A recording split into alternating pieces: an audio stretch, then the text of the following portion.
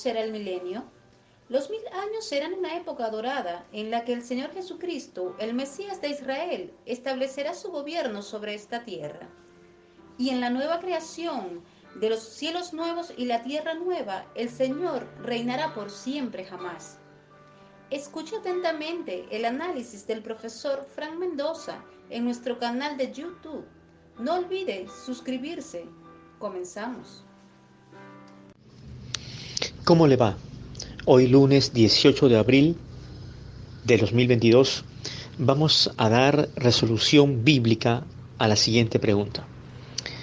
¿Cómo será el milenio?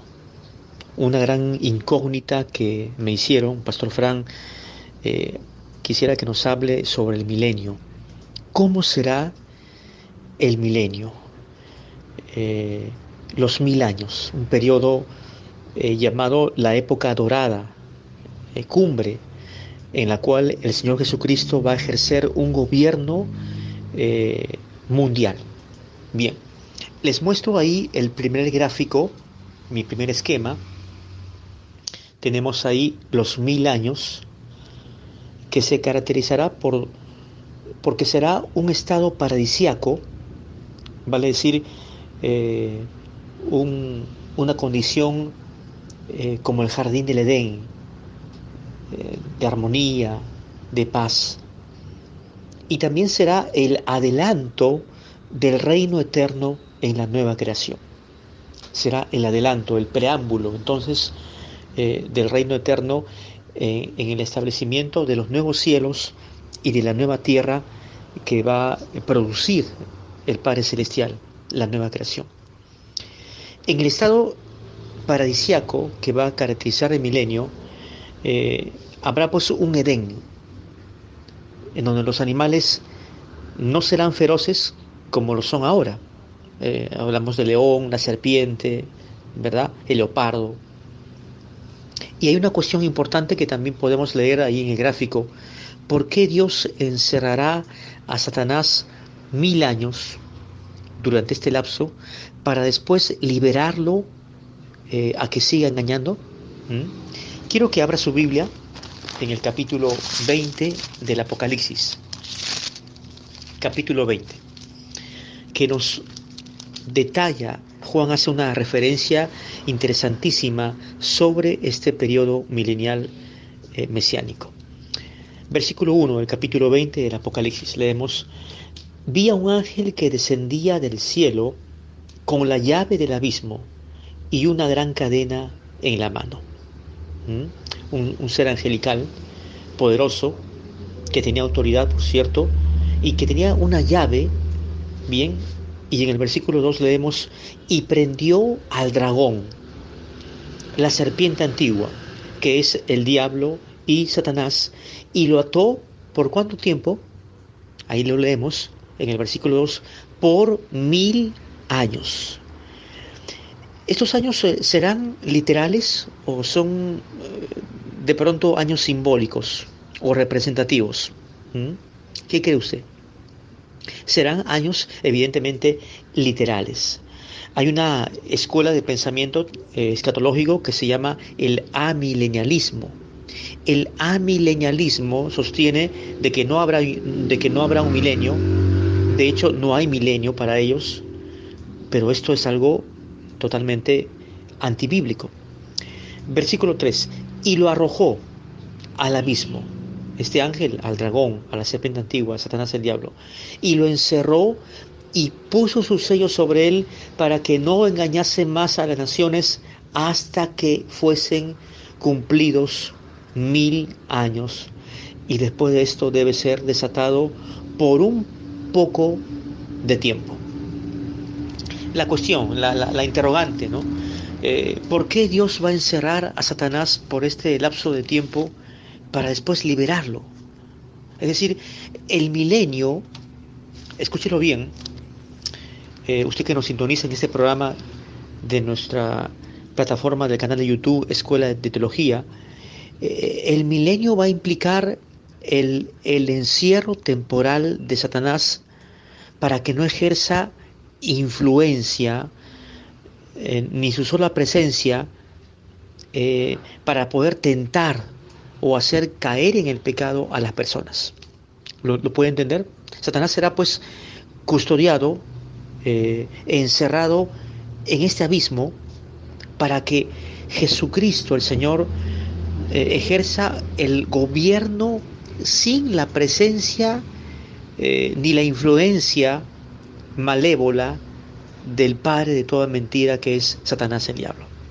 ¿Ya lo puede entender? Bien, entonces, pero ¿por qué Dios lo hará? ¿Por qué Dios lo va a encerrar para después liberarlo, para que siga engañando? Mire, leemos en el mismo capítulo 20 del Apocalipsis, en el versículo 7, cuando los 1000 años se cumplan, nótese bien, Satanás será suelto de su prisión y saldrá a engañar a las naciones que están en los 4 ángulos de la tierra, a Gog y a Magog, a fin de reunirlos para la batalla, el número de los cuales es como la arena del mar. Entonces, después de este encierro, Satanás será librado.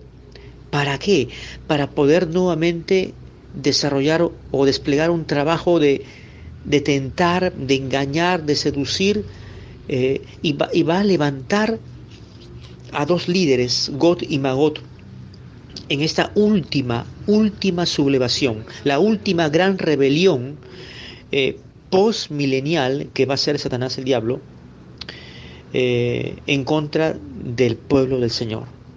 Versículo 9, y subieron sobre la anchura de la tierra y rodearon el campamento de los santos y la ciudad amada, y de Dios descendió fuego del cielo y los consumió. Es decir, esta última rebelión o sublevación que va a jefaturar Satanás, el diablo, postmilenial, va a ser frustrada por la intervención directa de Dios. Versículo 10, y el diablo que los engañaba fue lanzado en el lago de fuego y azufre, donde estaban la bestia, es decir, el anticristo, y el falso profeta, 2 personas, y serán atormentados día y noche por los siglos de los siglos. El destino final de Satanás será indudablemente el lago de fuego y azufre, la condenación, la aniquilación, la muerte eterna. Bien, ahora quiero mostrarles la siguiente lámina o esquema. Bien, ahí tenemos el marco apocalíptico de los sucesos del milenio. Marco apocalíptico de los sucesos del milenio. Bien, ahí tenemos 8 flechas, bien, ahí pintadas de color rojo, hecho a mano, y hay características o sucesos propios del milenio que van a acompañar, y esto nos va a permitir tener ya un cuadro detallado de cómo será el milenio. ¿Cómo será el milenio? Bien, el milenio está ubicado después del retorno de Jesús a la tierra. El capítulo 19 del Apocalipsis es la narrativa crucial, cumbre del retorno o del regreso o del segundo venimiento de Jesús, del Mesías, a la tierra. Y después de esto va a acontecer el milenio. Bien, dentro de este marco apocalíptico de sucesos del milenio o propios del milenio, tenemos en primer lugar la política teocrática de Jesucristo. La política teocrática. Cuando hablamos de un gobierno, estamos hablando de la política. La política es el arte de gobernar. Bien. ¿Por qué teocrática? Porque es la política de Dios. Teocrático, viene de Dios. Es el gobierno de Dios que se va a establecer en la tierra. El gobierno de Dios a través de la persona del Hijo de Dios, de Jesucristo. Y para ello, acompáñenme a Isaías capítulo 2. Bien, Isaías capítulo 2, versículos 3 y 4, leemos: y vendrán muchos pueblos y dirán, venid y subamos al monte de Jehová, a la casa del Dios de Jacob, y nos enseñará sus caminos, y caminaremos en sus sendas, porque de Sión saldrá la ley, y de Jerusalén la palabra de Jehová. Y juzgará entre las naciones, y reprenderá a muchos pueblos, y volverán sus espadas en rejas de arado, y sus lanzas en hoces. No alzará espada nación contra nación, ni se adiestrarán más para la guerra. un tiempo de paz, evidentemente, donde Jesús va a establecer un juicio, una política teocrática mundial. También podemos leer en el capítulo 11 de Isaías, capítulo 11, los versículos 1 al 5. Saldrá una vara del tronco de Isaí, y un vástago retoñará de sus raíces, y reposará sobre él el espíritu de Jehová, espíritu de sabiduría y de inteligencia, espíritu de consejo y de poder, espíritu de conocimiento y de temor de Jehová, y le hará entender diligente en el temor de Jehová, no juzgará según la vista de sus ojos. Hay muchos jueces, hay mucha gente que hoy por hoy juzga, establece juicios según lo que le parece, bien, según lo que ven sus ojos. Y sin embargo, no es un juicio justo. En cambio, Jesús va a establecer un juicio justo. Dice, ni arguirá por lo que oigan sus oídos, sino que juzgará con justicia. Léalo, Isaías capítulo 11, versículo 4. Juzgará con justicia a los pobres y arguirá con equidad por los mansos de la tierra, y herirá la tierra con la vara de su boca, y con el espíritu de sus labios matará al impío, es decir, a la bestia, al anticristo. Versículo 5. Y será la justicia como cinto en sus lomos, y la fidelidad ceñidor de su cintura. Mire, la justicia de Cristo en el tiempo del milenio. También podemos leer Zacarías 14:9. Busquemos lo que nos dice Zacarías capítulo 14, versículo 9. Nótese bien, Jehová será rey sobre toda la tierra. Esto hace una alusión al milenio, a los 1000 años davídico mesiánico, porque él es el nuevo David. Él es el Mesías prometido. Jehová será rey sobre toda la tierra. En aquel día Jehová será uno, y uno su nombre. Qué interesante, qué tremenda declaración en este texto. Bien. Lo segundo que podemos notar es que dentro de este marco apocalíptico de acontecimientos del milenio se va a dar el establecimiento de la pacificación mundial. Ya lo hemos leído, Isaías capítulo 2, versículo 4, ¿no es cierto?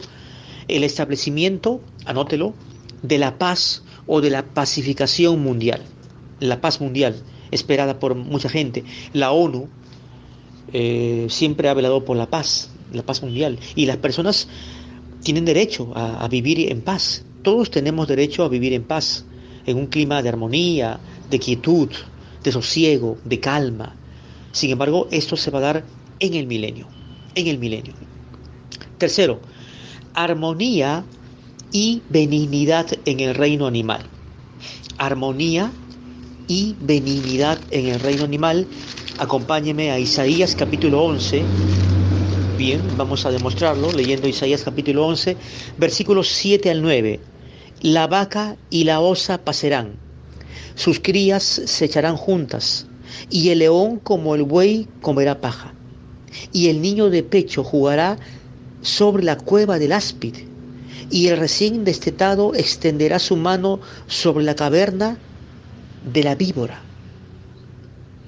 No harán mal ni dañarán en todo mi santo monte, porque la tierra será llena del conocimiento de Jehová, como las aguas cubren el mar.